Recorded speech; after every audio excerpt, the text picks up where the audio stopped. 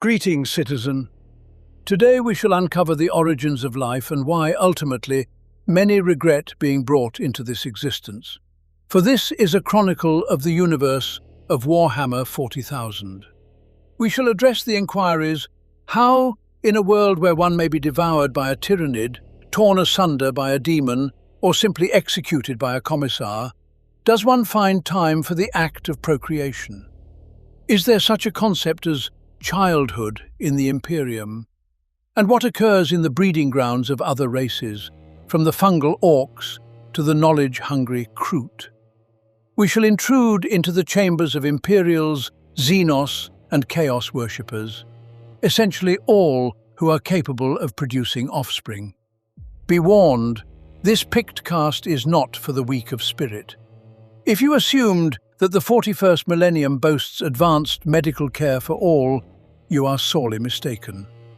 For the absolute majority of humanity in the Imperium, childbirth is a lottery, accompanied by ecclesiastical hymns and the risk of birthing something that does not resemble a human child. Imagine a hive world where billions of women give birth in industrial districts and polluted lower levels. There are no sterile wards, no white coats, no caring midwives. Only filthy cots, often tainted water, and a mother trembling with fear that her child might be born a mutant, for if it is, its life will be terminated swiftly. On agri-worlds and feudal worlds, childbirth appears slightly more romantic. There, labour is assisted by local midwives who pray to the Emperor and inspect the infant for extra eyes or tentacles.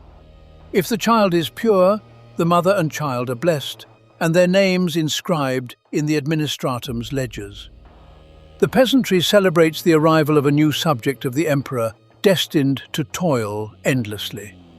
Let us examine the various scenarios of birth within the Imperium of mankind. The age of strife, the long night that spanned the 29th millennium, plunged humanity into nuclear civil wars across the galaxy. Consequently, constant mutations under the influence of radiation, chemical toxins, and other factors were woven into the human genetic structure, which became far less stable than in the pre-imperial era. Thus, when speaking of fetal pathologies, it is not always, strangely enough, a matter of warp influence. Even a genetically pure family has a 5% probability of birthing a mutant. For mutant parents, that chance rises to 90%. Often, disfigured infants are culled immediately upon birth. On developed and technologically progressive worlds, mutants may be permitted to exist, but they typically receive no citizenship. In many systems, these wretches exist in segregated communities, denied access to education. They are forbidden from holding office or dwelling near sanctioned citizens. As a rule, mutants are oppressed and despised wherever they appear. Sometimes they tire of such treatment and rise in rebellion. But the Imperium's response is lethal and merciless. However, some mutant children are valued. Occasionally, instead of a normal cry, an infant lets out a scream that causes lumens to flicker, the air to fill with psychic energy, and whispers of something dangerous to echo in the minds of the midwives. This is no mere child, this is a psyker. If the priest does not immediately reach for a blade, such a child survives and brings entertainment to the entire village. The babe makes toys levitate or perhaps strangles a feline from a distance. On primitive planets, they might be mistaken for demigods and worshipped until the inevitable descends from the heavens.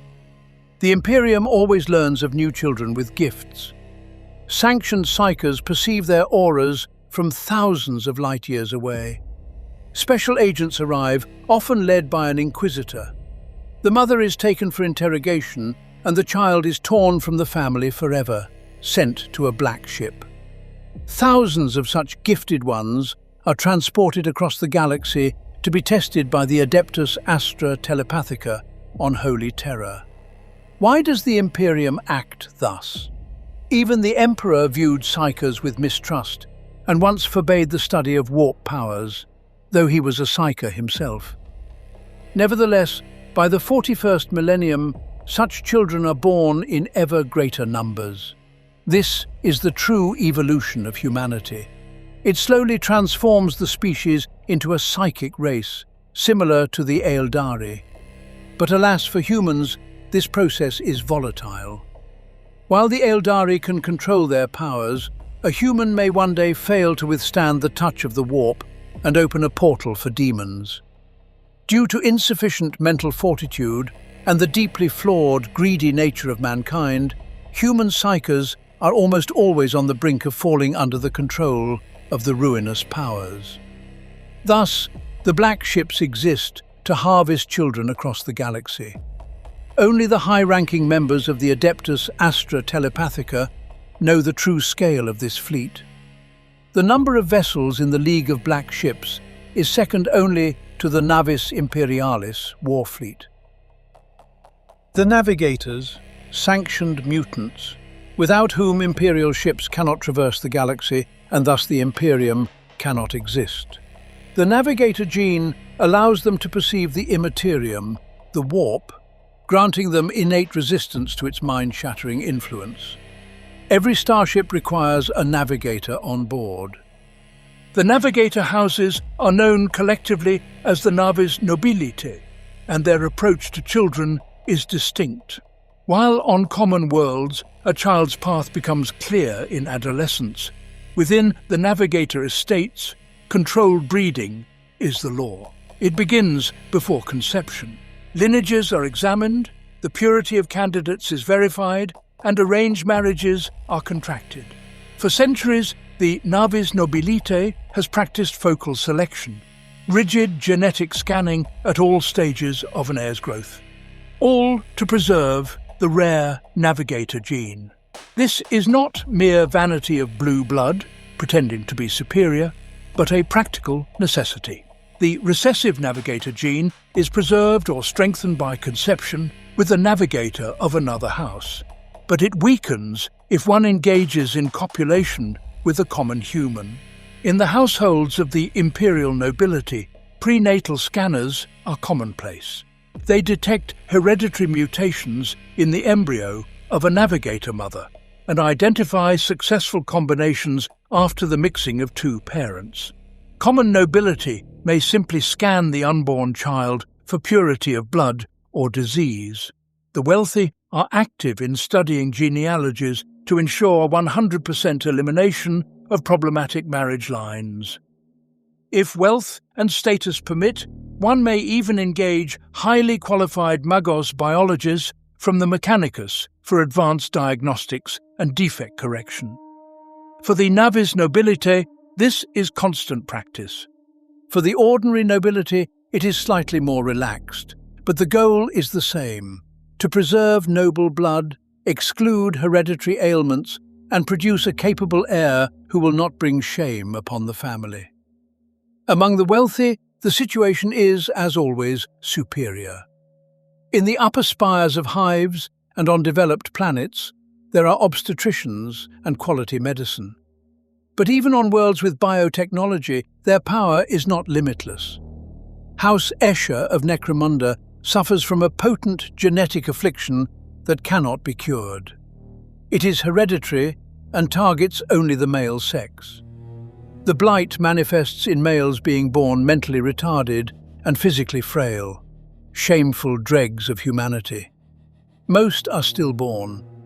For this reason, the clan has fallen into dependence on genetic alchemy.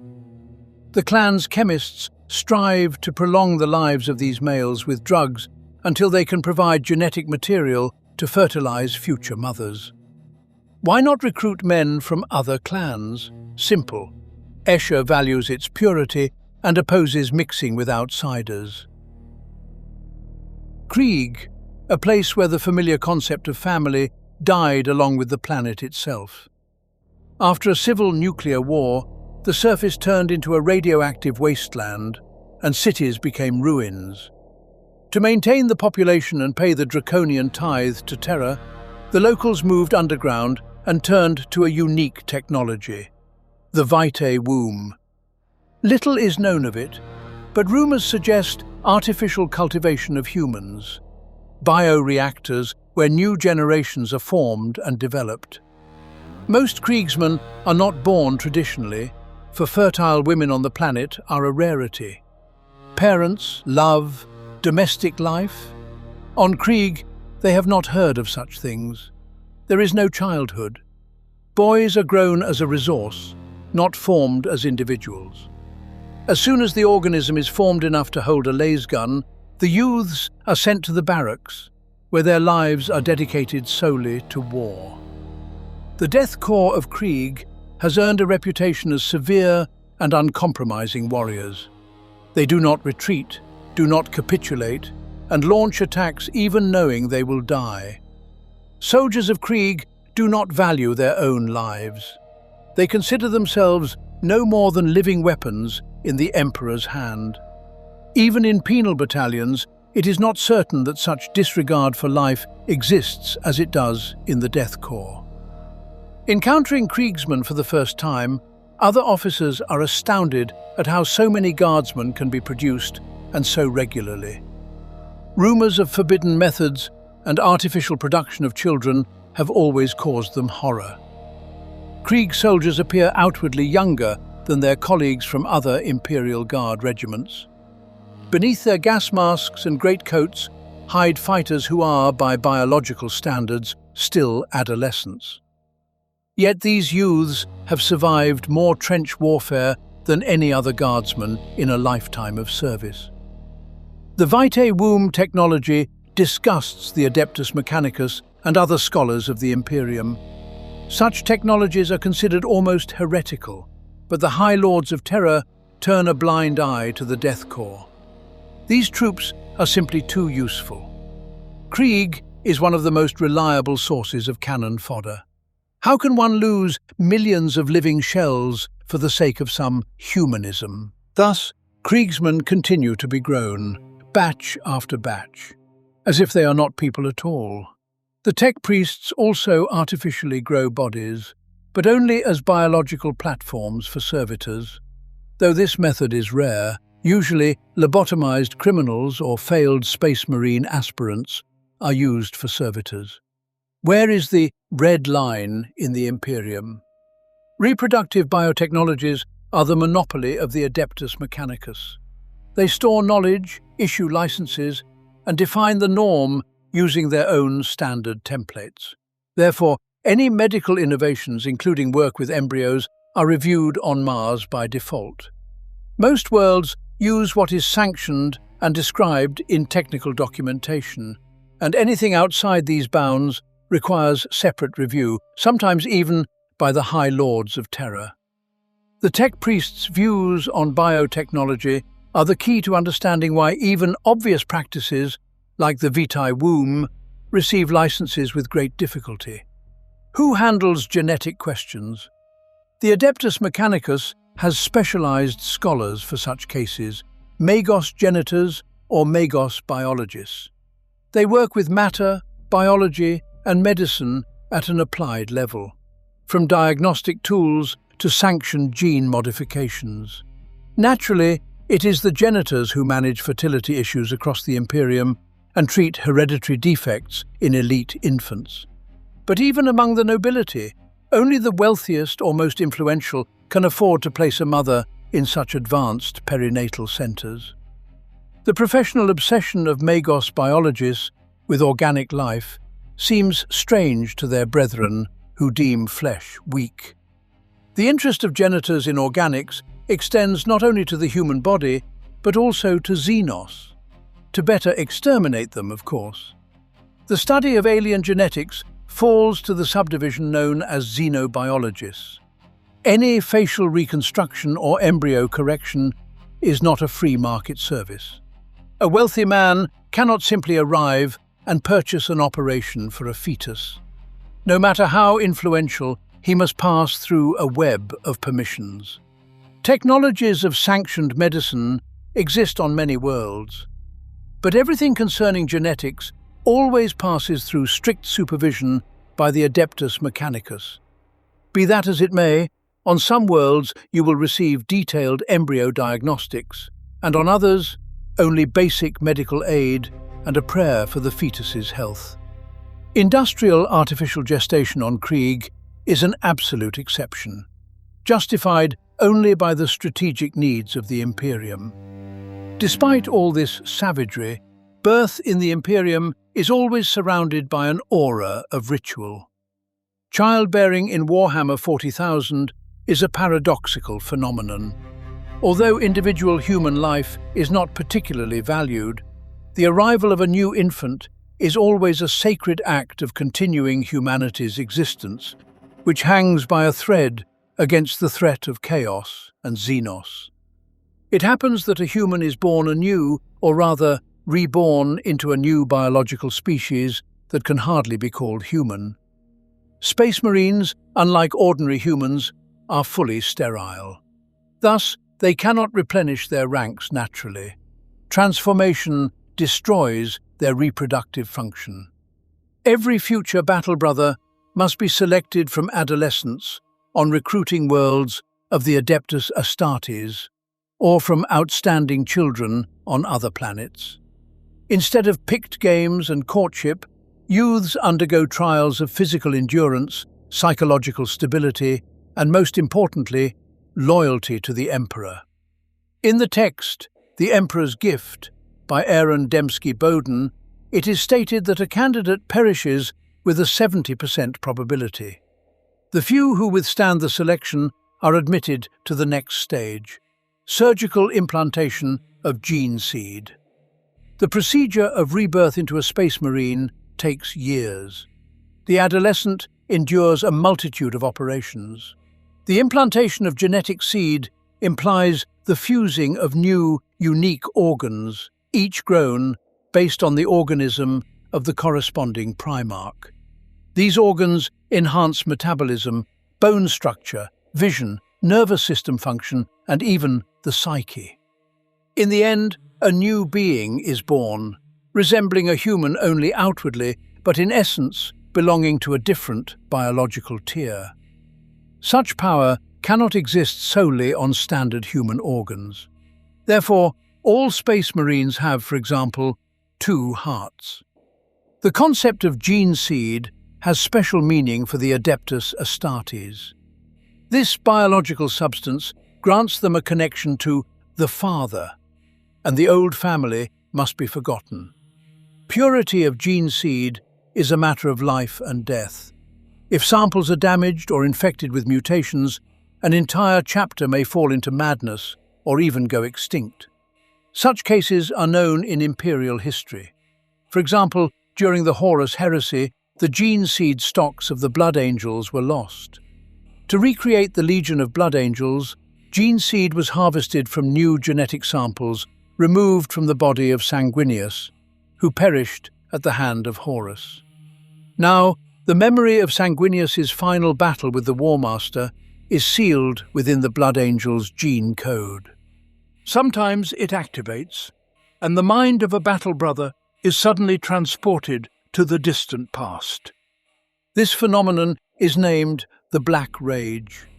A Blood Angel consumed by frenzy becomes insane.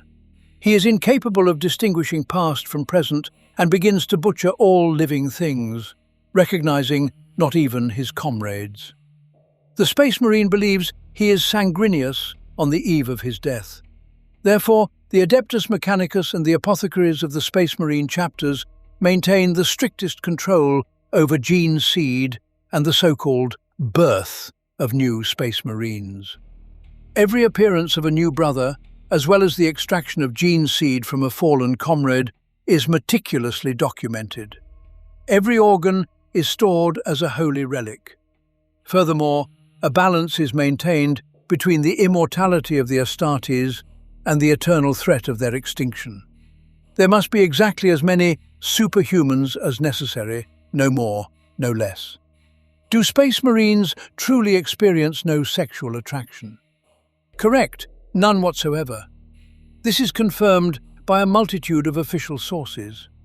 In the 7th tome of the Horus Heresy, it is stated that the Legio Custodes and Legio Astartes are subjected to such extensive psychological and cognitive conditioning, as well as physical and mental changes, that as a result, almost all base human urges become inert, and their essence is redirected towards aggression, goal achievement, and duty fulfillment.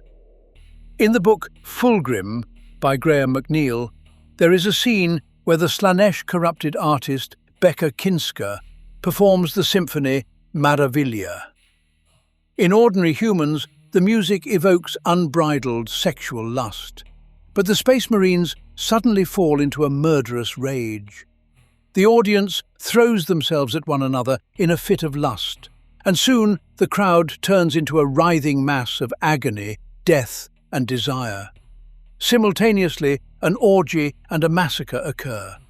Thus, the arousal of an Astartes is converted into anger. Space Marines do not even possess sexual fantasies. They also do not understand hints at intimacy. In the book Night of Shadows by Aaron Dembski Bowden, a scene is mentioned where an Astartes washes alongside a woman, feeling not the slightest attraction to her, simply listening as she speaks of service in the humid jungles of Varaxis and the killing of heretics. A direct quote from this book: "Sexuality is a forgotten concept, alien to his mind. When a Space Marine does remember arousal, it immediately grows into anger." In The Emperor's Gift by Dembski Bowden, a Grey Knight accidentally read the thoughts of a woman during a sexual act and immediately recoiled, feeling goosebumps run across his skin. So, if matters were to approach intimacy, an enraged Space Marine might, without jest, bellow, "Stand back, woman!" Actually, I have deceived you slightly. Space Marines were birthed. Such a practice is considered the most loathsome heresy and was practiced only by heretics, renegade scholars of the Adeptus Mechanicus.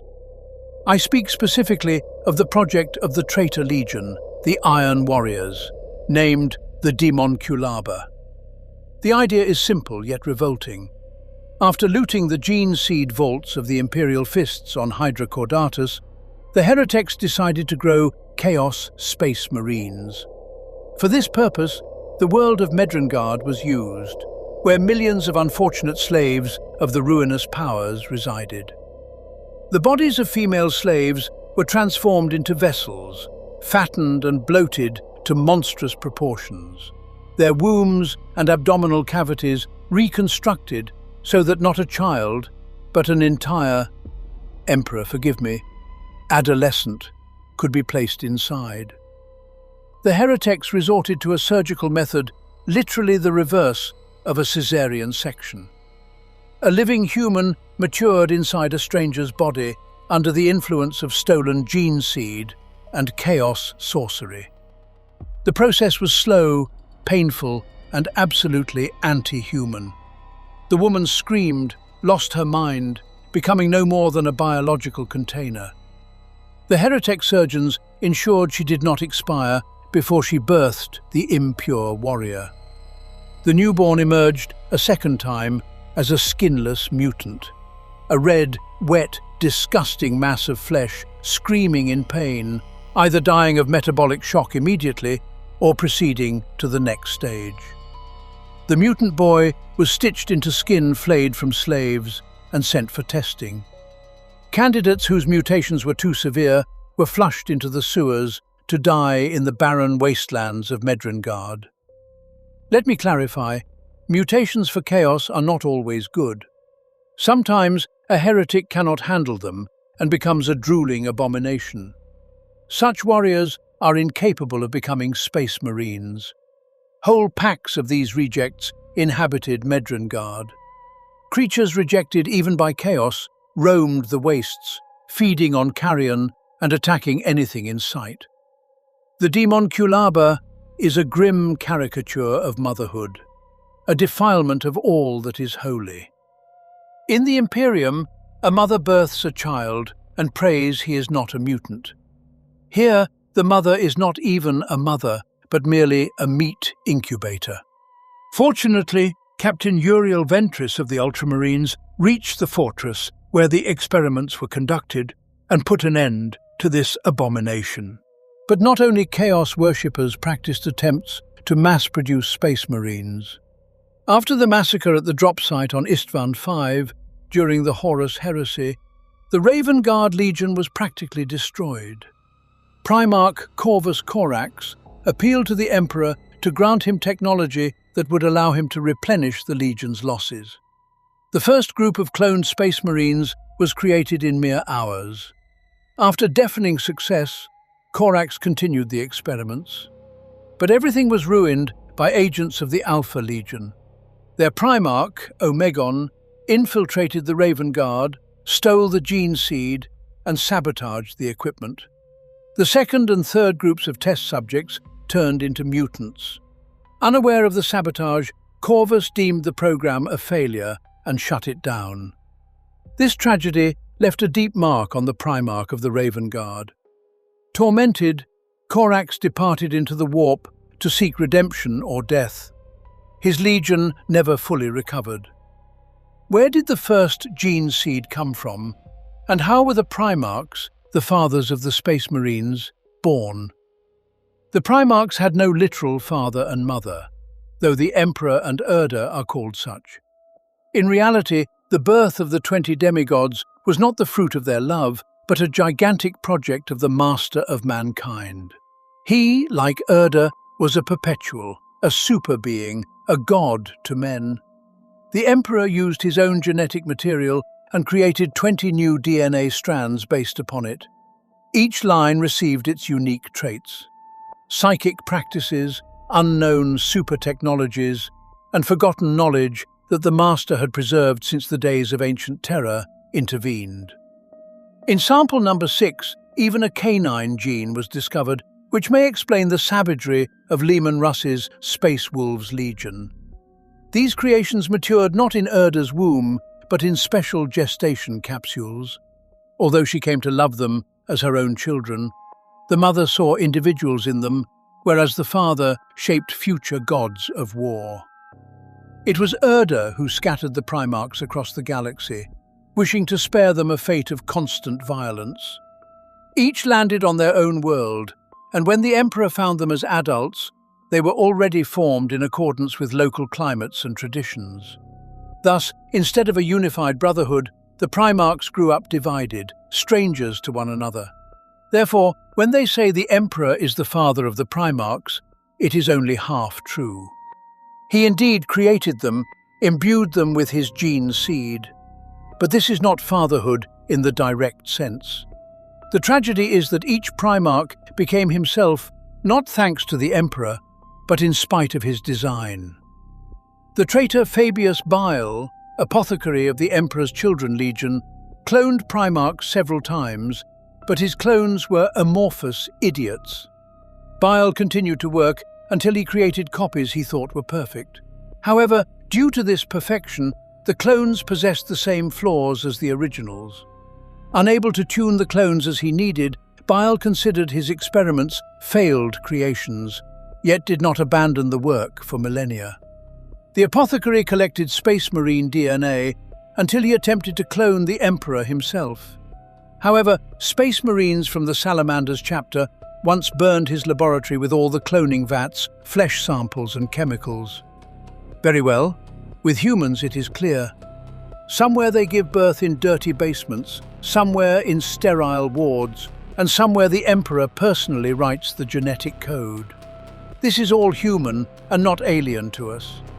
But now imagine that alien biology is conceived within a human body. Not all children in the Imperium are truly human. The gene stealers.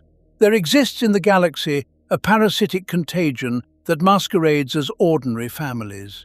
A woman falls pregnant, everything seems to proceed as normal, only the child is born not quite human. And what is most unusual, even the birth mother may not know this. Here begins the history of the Genestealer Cult. These creatures practice anomalous births, spreading a Xenos virus across the galaxy that turns family idyll into a tool of invasion. People celebrate marriage, sanctify births, thinking they are continuing the human race. But the Genestealers know the truth. Every new infant is another nail in the coffin of the planet. These creatures are one of the bioforms of the Tyranids, and they have inflicted no less damage on the Imperium than their masters. The true goal of the Genestealers is to prepare the planet for the invasion of the Hive fleet. Genestealers hide on starships. They are capable of waiting in pipes and narrow passages, entering hibernation until a convenient moment to act arises.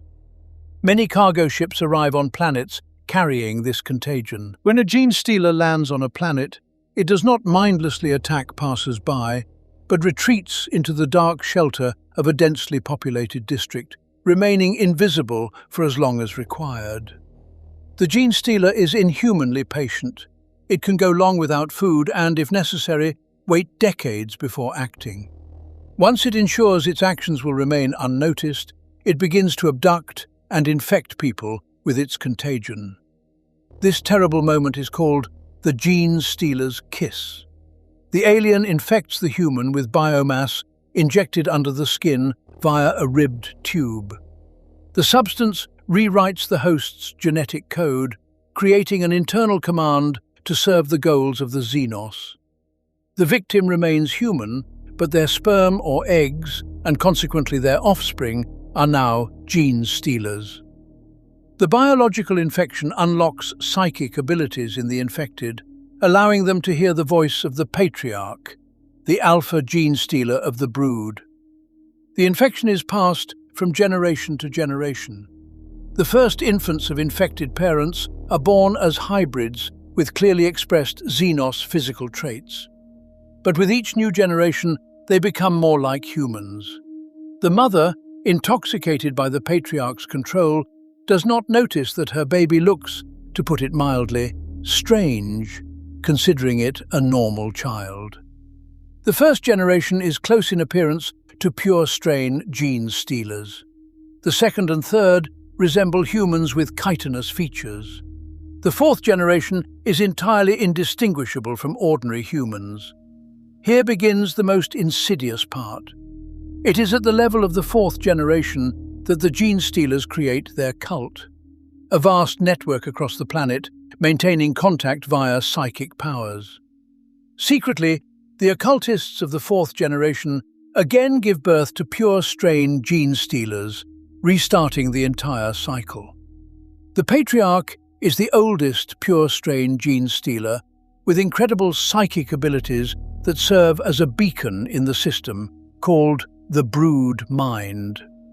This mental link makes members of the Genestealer cult absolutely loyal and fearless. As the network grows, specialized forms appear. Magus, the strongest psykers of the Genestealers who handle recruitment and political manipulation via hypnosis. Primus, combat commanders who train the underground and at the right moment turn it into a powerful partisan movement. When the Genestealer cult becomes strong enough, the Patriarch emits a psychic signal into the warp, attracting the attention of the Tyranid Hive fleet.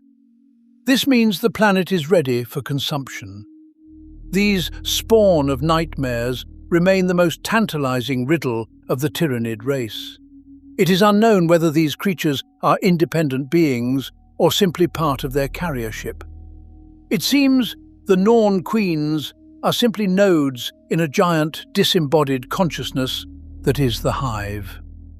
Genita Primaris Stem Hackaberi, Xenology. A Genestealer cult can originate from just a single organism. Even the Inquisition is often unable to identify the contagion in time. Imperial authorities remain silent on the true scale of this disaster, for it is too terrifying. Entire dynasties, cities, and planets fall before the fecundity and stealth of the Genestealers. On the world of New Gidlam, in Segmentum Solar, there are 13 colossal hive cities. 12 of them are completely infected. It began with underworld disputes. First, they seized the lower levels of every overcrowded settlement, and then infected the imperial aristocracy in the highest spires. Gangs, realizing what was happening, forgot past grievances and united against the Genestealers, but suffered defeat. The main export of New Gidlam is tarantula worm yarn and recruits for the Astra Militarum. Merchants and infected soldiers spread the Genestealer contagion beyond the planet. Less than 10 years passed before another major hive world in Segmentum Solar was infected. On New Gidlam, only hive Tyranics remained uninfected and held back constant attacks for a long time. For 2,000 years, the fate of the planet has been unknown. Debris from the cargo ship Pegasus, destroyed by the Inquisition's Ordo Xenos, fell on the planet Hope Foster. Weeks later, a single surviving Genestealer awoke in the wreckage. Eventually, it became the patriarch of the cult of the Void Brood, and after 100 years of preparation, it captured the entire planet unopposed. Inquisitor Balthazar and the Death Watch conducted a total fiery purge on Juset Septima. They thought they had destroyed every single Genestealer on the planet. However, a fourth-generation Genestealer had left the infected world 3 weeks earlier aboard a shuttle, and then returned after the purge. Less than 3 years later, Juset Septima was infected again. For the Genestealer cult, the birth of a new offspring is as sacred an act as it is for humans. The woman screams in pain, but the brood mind smiles. The hybrid infant is a gift and the fruit of unity. It resembles a grim dystopia. The mother sees a cute creature in her child, while her family is, in fact, a temple praising an alien mind. Genestealers understand perfectly. People trust the church more than the authorities. Therefore, they mask their gatherings as religious communities. Magi use faith in the Emperor to show people the true four-armed Emperor. Workers, peasants, beggars all seek hope. Genestealers provide it. Unlike the inhuman Tyranids, who breed like animals, mating with a queen and then destroying the planet in a day, Genestealers respect life. They do not break worlds with force, but envelop them in distorted love. The phrase, "join our family," takes on a new meaning, but Genestealers are not limited to humanity. Infected Eldar, Tau and Kroot have been encountered. But there is one race that spits on all Genestealer rules: Orcs. They are far less susceptible to control than humans. The Orcs, living fungi. Orc biology is a symbiosis of flesh and mycelium. Genestealers may try to infiltrate, but the kiss works poorly on greenskins.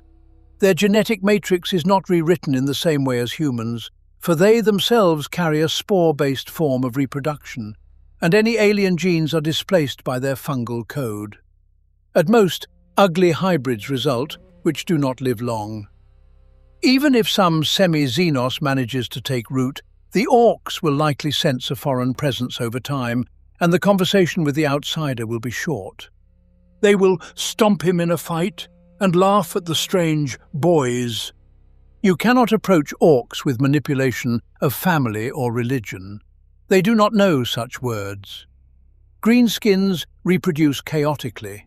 Marriage? What marriage among a species of only males? They do not value kinship ties and can chop each other up just for fun. Try creating a cult in such a society. Good luck. Most likely Orcs were created by a race called the Old Ones. These beings traveled the galaxy, terraforming planets, uplifting life everywhere. The Necrontyr race, oppressed by their own radioactive planet, asked the Old Ones to share technology, but were refused, causing the Necrontyr to start a war. Initially, the Old Ones were winning, but one day the Necrontyr attracted the star gods to their side, who reforged their bodies into living metal and granted immense power. Then the Old Ones created new races to aid them, among which were the Eldar, and likely the Orcs. Imperial scholars believe Orcs are indeed an artificially created species, intentionally designed to be so prolific to help fight a very dangerous threat. When the old ones were defeated, the orcs turned into a biological weapon out of control.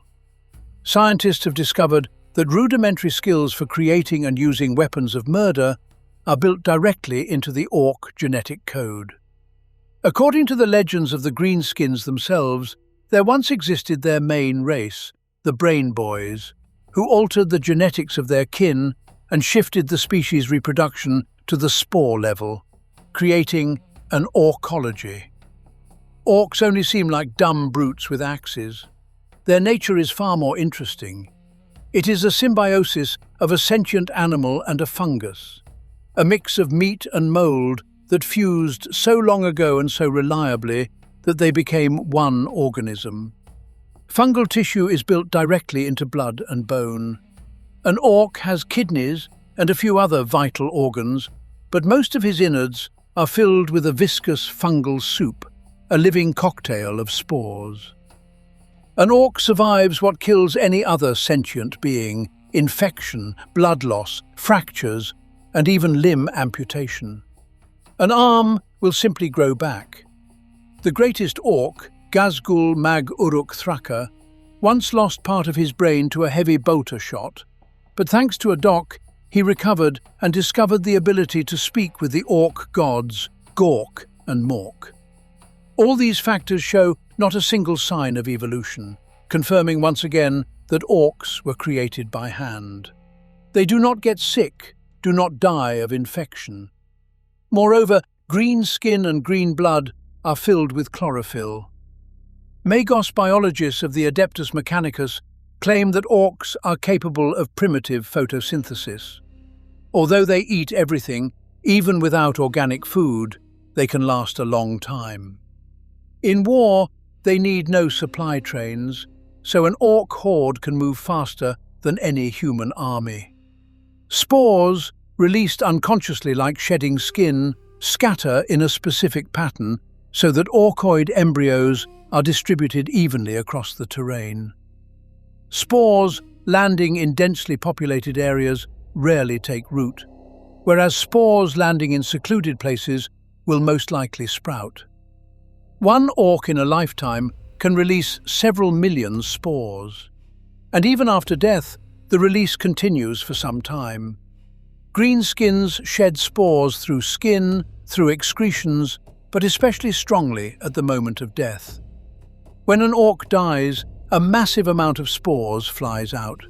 Immediately, they settle under leaves, between cracks, in shadows where there is moisture, and there begin to germinate.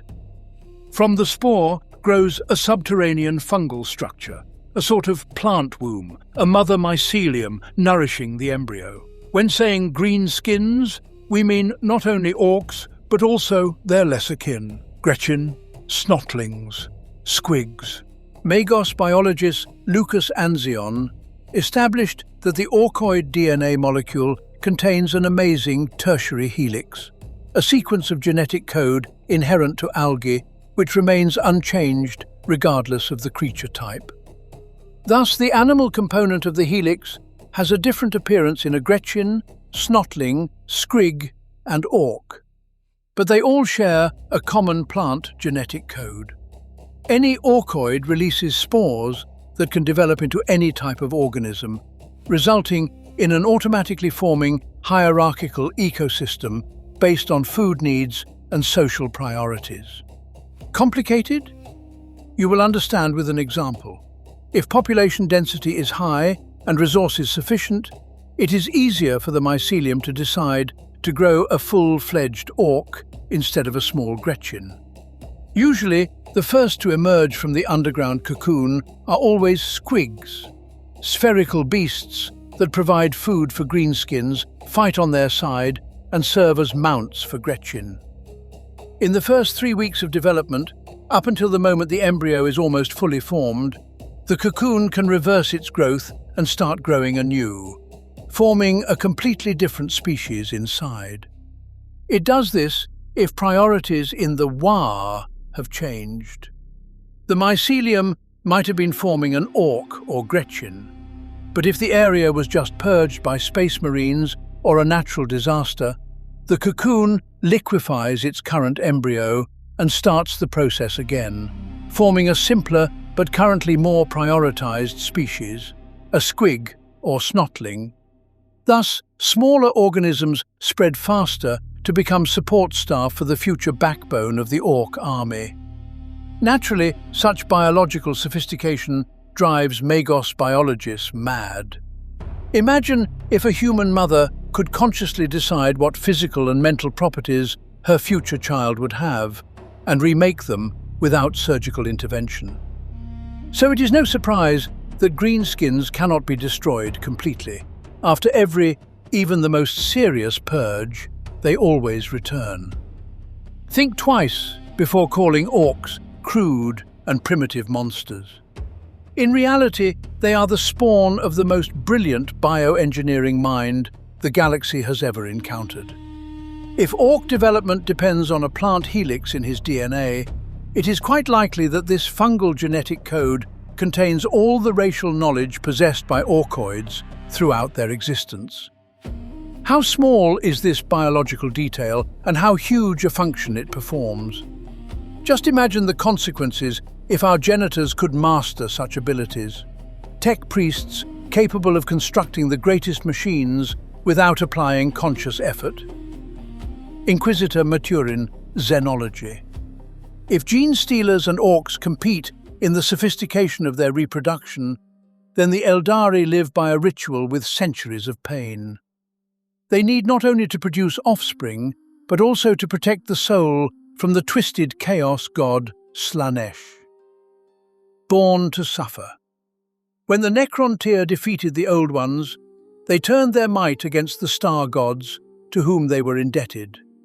The ungrateful Necron tier, or rather now the Necrons, defeated and imprisoned them, but were so battered they had to enter hibernation in their great pyramids, yielding space to the new masters of the galaxy, the highly advanced Aldari. The elves ruled long, creating their own dimension called the Webway. With the Webway, one could travel without resorting to the distorting and dangerous power of the warp. The Emperor of Mankind even wanted to create his own analogue of this mysterious technology, but did not succeed due to the betrayal of Horus. Within the Webway, there was once a thriving, vast Aldari capital, Commorragh. But at the peak of its development, the race fell into debauchery and decay, causing a civil war in Commorragh. The loathsome behaviour fractured their race and birthed the chaos god Slaanesh, who now hunts their souls. Commorragh came to belong to corsairs, sadists of the Dark Eldar, or Drukhari. Their enemies, the craft-world Eldar, turned into eternal nomads in the galaxy, forced to survive. Harlequins became adepts of the Laughing God, who steals Eldari souls from Slaanesh after death. Exodites settled on green planets. The Inari began to worship the god of death Inead, seeking salvation in him. In short, each chose their own survival strategy, yielding dominance over the galaxy to the Emperor and his humanity. The Aldari are a dying race. Their civilization is fading. They live longer than humans. The physiology of the space elves is more graceful, complex, metabolism faster. But reproduction occurs extremely slowly compared to humans. Very few new Aldari are born. They are unable to compensate for the damage suffered in endless battles. Two other divine factors play a role here. Isha, the goddess of life and fertility of the Aldari, is locked in the garden of the chaos god Nurgle, so she cannot help her children. Secondly, sex, which as you know is necessary for reproduction, is very terrifying for Aldari. And the matter here is not, a woman, but the elementary influence of Slaanesh. For where there is debauchery, the power of the Dark Prince strengthens. It turns out that refugees, resorting to the only method of reproduction, always risk falling victim to the Chaos God. What do Aldari do if sexual energy still tears outwards. Legends circulate about the debauchery of space elves, but detailed descriptions have not been provided to us. However, we know roughly how they fight ruinous lust now. In the Codex Craft Worlds, it is written that Eldari invest heavily in music, poetry, fashion, aesthetic expressions, fencing. This is called the paths. Their lust is converted into one of the paths, like Space Marines convert theirs into rage. It could be the path of the warrior, path of the merchant, path of the artist. In general, there are many. The philosophy is that you must be constantly busy so that bad thoughts do not enter your head. Remember the Pict feed, The Taming of the Scoundrel, where Adriano Celentano chopped wood to relieve sexual tension. An Eldari can similarly distract himself from attraction through blissful nights of song and dance or grandiose fencing. All forms of passion and carnal desire are sublimated into work. Gav Thorpe, one of the authors of many books about Eldari, detailed the role of paths in their lives when answering fan questions via the noosphere. Though not in direct text, his words confirm that the path serves as a counterbalance to dangerous pursuits.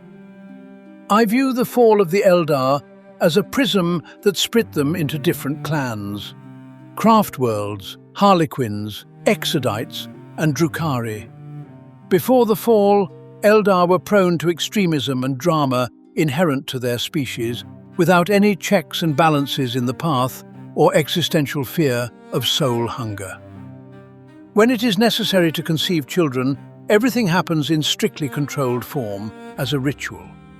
Making love occurs almost under supervision. Of course, Slaanesh tries to seduce the unhappy elves. His demonettes are the pure form of seduction and pleasure. Their appearance is eroticized. They seduce, tempt, use flesh and desire as a weapon. In Slaanesh codices, demonettes are described as beautiful, seductive, often engaging in debauchery and sophisticated pain. In books about the Emperor's Children Legion, which fell under Slaanesh's power, demonic entities often inspire heroes to all sorts of obscenities. It is not for nothing Eldari fear them. From the moment of birth, any Eldari is already doomed. As soon as he dies, his soul will go to the warp, where an abyss of eternal torment awaits. Therefore, every pregnancy and birth on Craft Worlds is accompanied by a special ritual. Infants are gifted spirit stones, crystals worn on the chest of all Eldari, from warrior to newborn. The stone works as a soul trap. When an Eldari dies, his soul is pulled into the crystal, not to Slaanesh. Yes, it enters a cage, but at least not the realm of sodomy.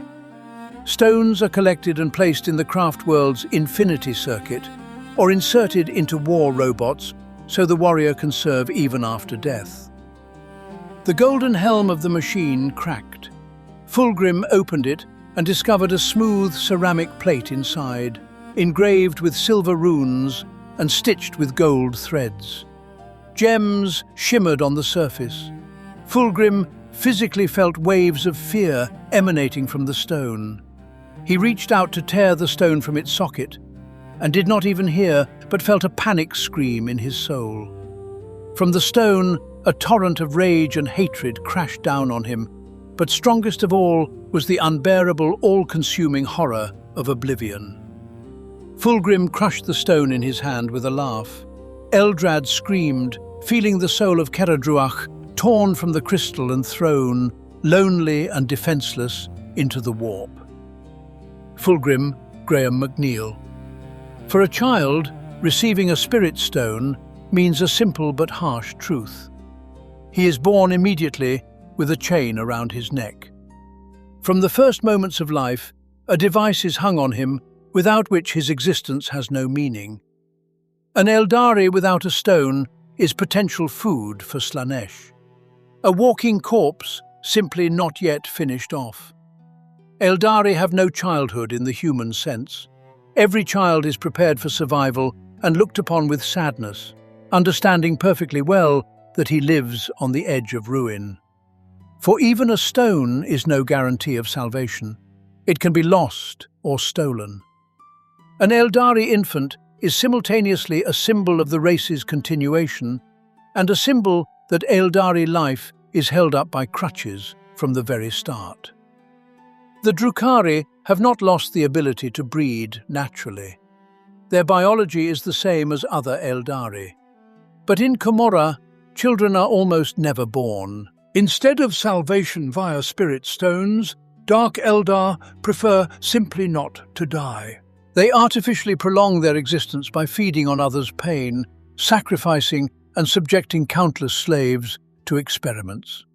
The screams of captives, endless torture, bubbling blood, these are the sounds Komorra is filled with.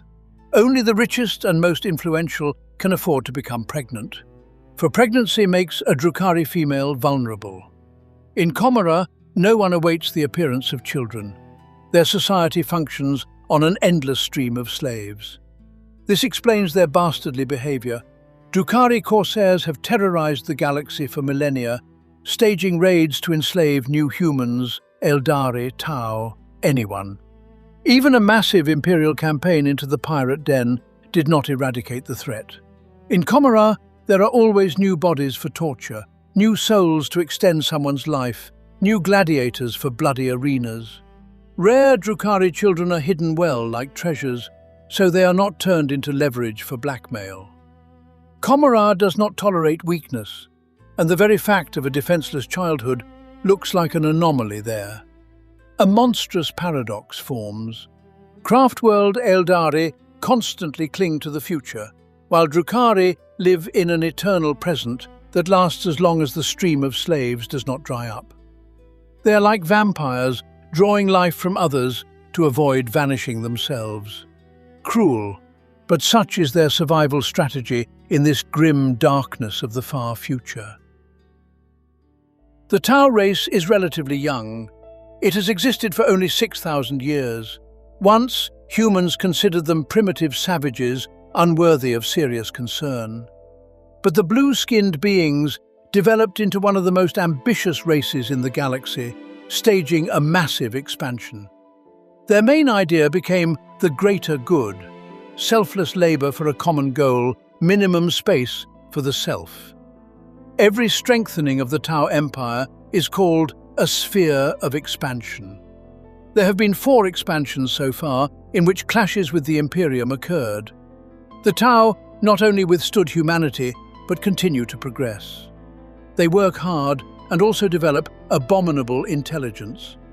The Tau are subject to a rigid caste system. Fire caste, warriors; water, diplomats; air, fighter and starship pilots; earth, laborers; ethereal, rulers. They differ not only in names, but physiology. For example, earth caste are shorter and stockier, whereas water caste look refined, and their voice is like a pleasant melody. Tau biology is closer to amphibians: rapid growth cycles, rapid generational turnover, high fertility. They live approximately 35 to 40 years. Unlike Eldari, who birth children with the greatest fear, Tau are not shy about mass reproduction. Their empire grows rapidly. Planets are colonized in mere decades. In 6,000 years, they developed more than any other civilization in millions. The Tau are called the fastest developing race in the galaxy. By human standards, they birth children normally. There are men and women, families, children. Only all this is squeezed into the steel frame of the caste system. If among humans a romance can flare up between random individuals, among Tau, love is regulated at the genetic level. Everyone knows their place. Fire births fire, earth births earth. In the Tau world, there are no accidents, no romance, no rights to violate the idea of the greater good. Even love itself is subordinate to politics. Besides pure-blood Tau, the Empire accepts all who share their idea. Even humans live there, having turned away from the Emperor. After them come the bird-like Kroot and insect-like vespids. Kroot pass their experience to children at the DNA level thanks to an instrument of evolution called neurological digestion. It leads to cellular changes that can occur in a day or last over several generations.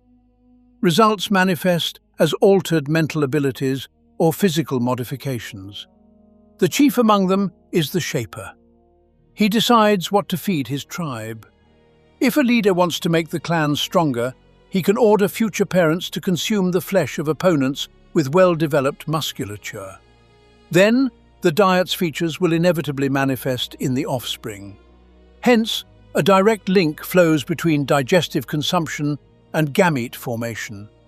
There are no completely similar Kroot. They evolve throughout their history. One clan will differ entirely from another. Roughly every 3 generations, a new species forms. Naturally, under foolish leadership, sometimes whole clans in pursuit of physical upgrades walked into an evolutionary dead end. An example is the Krootoks. They ate dogs, eventually became dogs. Mental abilities atrophied, the eaters themselves went feral. Like in the popular meme, it is evolving, but backwards. At the dawn of history on Pech, the Kroot homeworld, neurological digestion helped them displace all other biological species from the ecosystem. 90% of the world's inhabitants are now somehow crossed with Kroot. When an Orc spaceship crashed on Pech, somehow the Greenskins could do nothing to the local inhabitants. They ate them all to the last, even spores did not help. Feeding on the bodies of their green enemies, Kroot acquired a semi-orc physical appearance. Although they have always been proponents of a primitive culture where the main value is the hunt, their society is quite competitive, fighting even against humans and Aldari.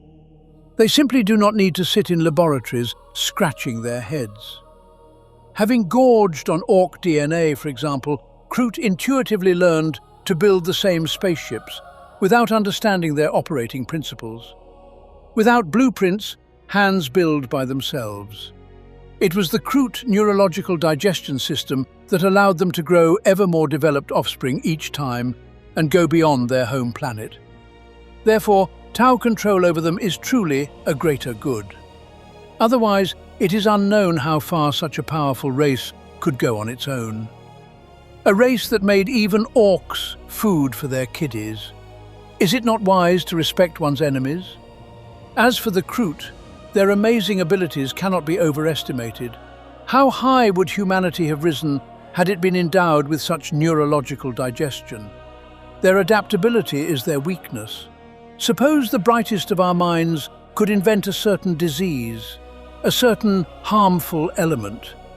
What would happen if we placed it on Pech?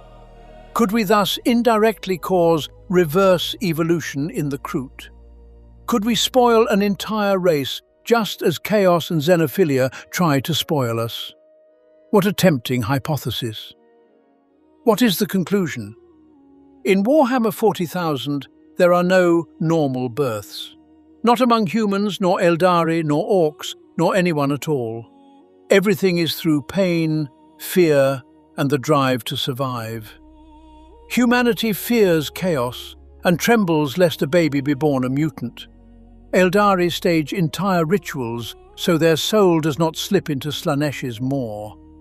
Orcs banally crap up planets with spores, creating armies of brutal fungi who only want to stage a fun crumpin.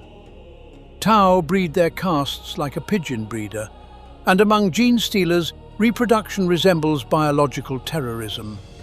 But you know, perhaps romance here is like in melodramas. The spirit of adventure has not yet died in Warhammer. And if it is alive in you too, remain vigilant. The Emperor protects.